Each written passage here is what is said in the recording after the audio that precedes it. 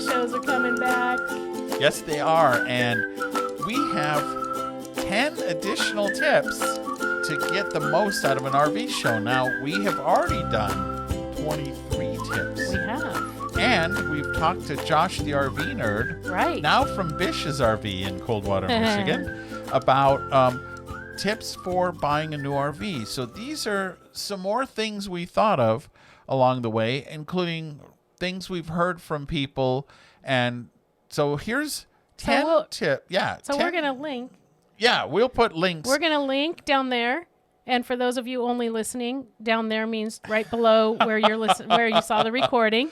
Yeah, in our show notes. But we're going to put a link to those other articles or podcasts so you can find them easily, or videos.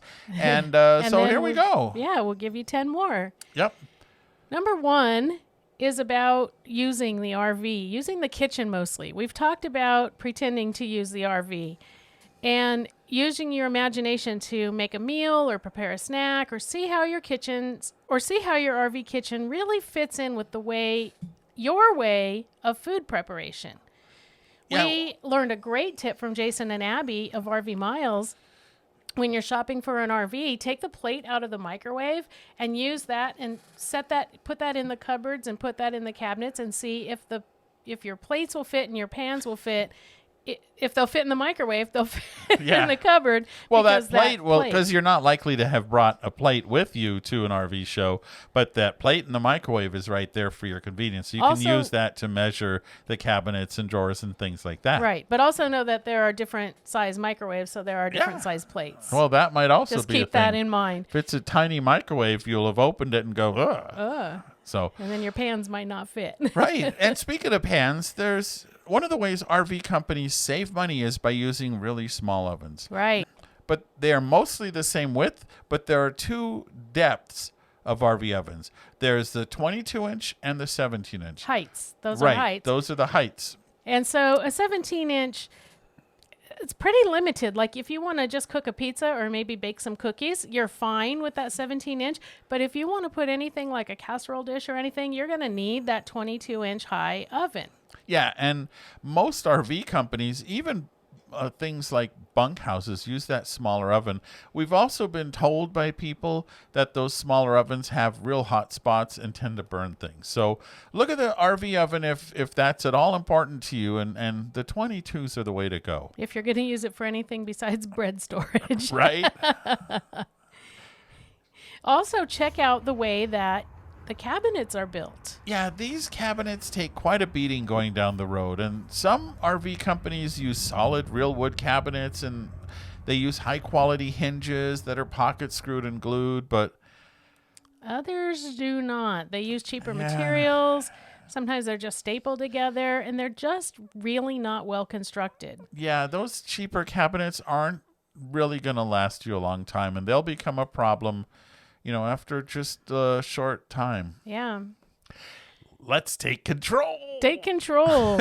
Tony's very much a remote control person, and I'm very much a button pusher. But now some RVs are starting to incorporate more and more electronic control systems to the point where you might have to go through several menu choices just to turn on a light or open a slide or bring your awning in. Yeah, and then there are RVs where they still have the good old-fashioned buttons for all of that. Yay. But the best choices are the ones that have both. Yes. So you can control the RV with your phone, with a touchpad, or those buttons. And before you make a decision, ask the salesperson to let you try out the controls for yourself. Yeah, see if you like the way they work. Right. And don't forget, too, that sometimes you might camp with older people or younger people who aren't able to reach or aren't able to understand those controls. So if they're fine for you, but you're going to be taking other people, still consider that. Yep.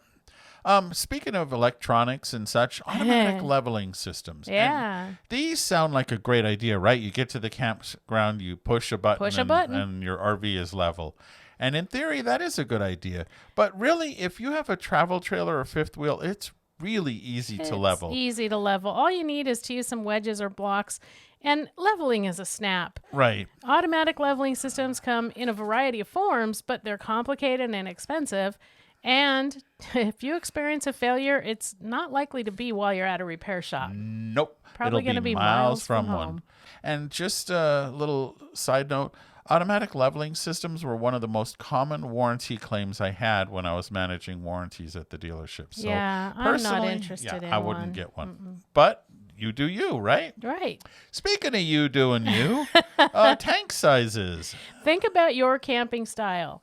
If you plan to spend most of your time in developed campgrounds with hookups, tank sizes really aren't that important. Nope. But if you plan to do a lot of off-grid camping or boondocking, then the size of the tank in your RV will be very important. Yeah. So perhaps the most important tank is the black tank, because you can always refill the freshwater tank, as we've done. And you can use one of those portable tanks like the Thetford tank that we have to take the gray away. But we really don't want to use that for black. The potential for issues is, it's... So just something to think about, know your camping style, more notes to make before you go. Right. Now, you know that there really are two main ways to build an RV, right? Right. Laminated and wood with a corrugated aluminum skin. Of course, there are a lot of variations on this, but really these are the two major types of RV construction. So the wood-framed corrugated RVs are less expensive to build for a lot of reasons.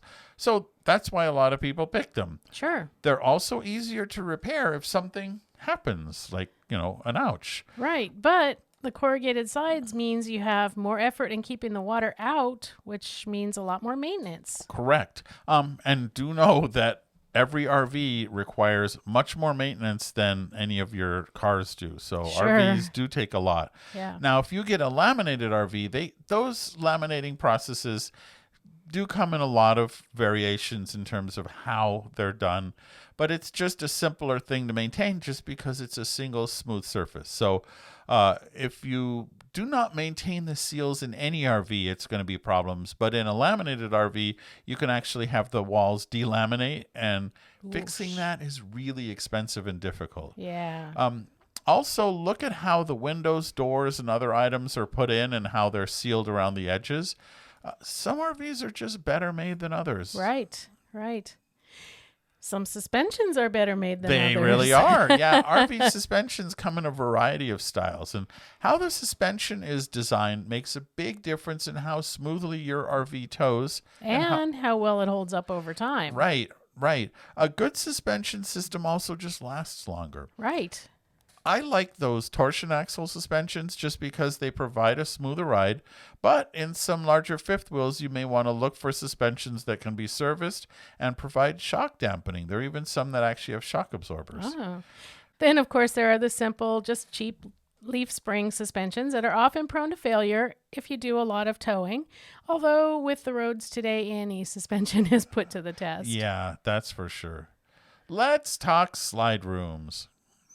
Now, we are going to link to a video from our buddy Josh, the RV nerd, about all the different ways the slide rooms are made.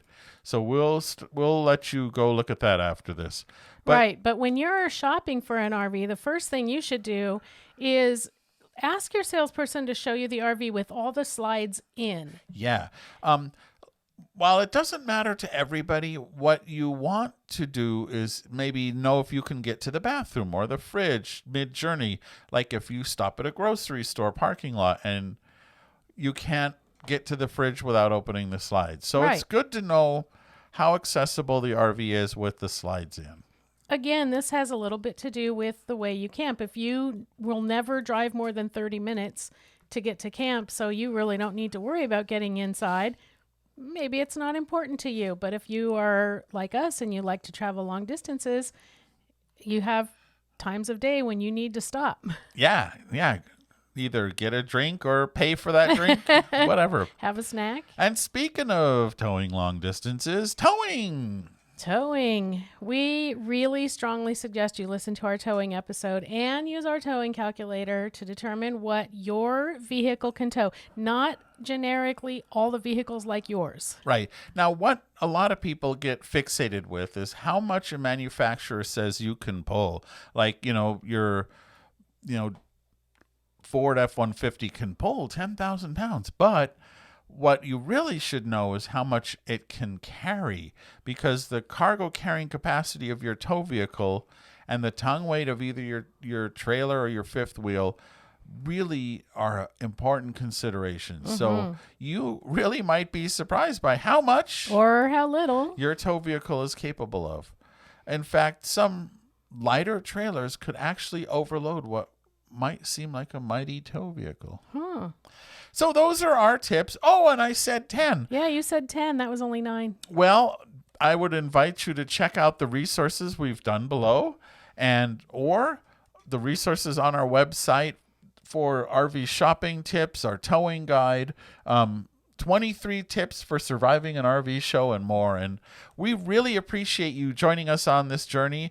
Also, if you're looking for a great RV show, stresslesscamping.com has all the RV shows nationwide. You can easily find them there. So another good reason to go there. And we have tips, tricks, discounts, and deals there. So thank you for your time. We hope this provided you with a little bit more value. And most of all, Happy camping!